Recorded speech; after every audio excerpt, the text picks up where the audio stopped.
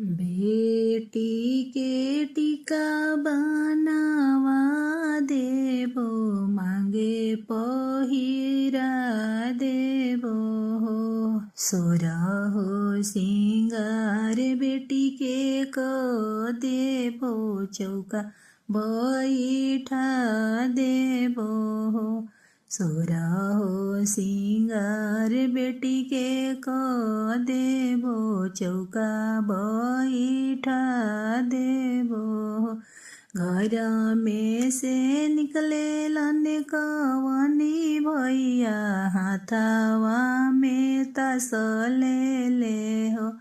चौका बीचे खेलबे हम तास, हारबे चाहे जीतबे हो। आंगन बीचे खेलबे हम तास, हारबे चाहे जीतबे हो। हरई त उठले कवनी भैया, दुनो नैना निरढ़ रे हो।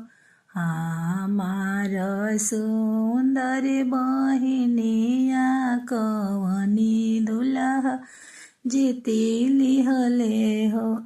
हमार सुंदर बहिनिया, कवनी दुल्हा जीती लिहले हो।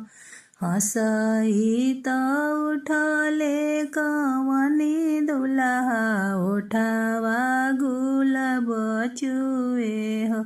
सरवा के सुंदर बहिनिया, जुरे हम जीती लिहनी हो। सरवा के सुंदर बहिनिया, जुरे हम जीती लिहनी हो।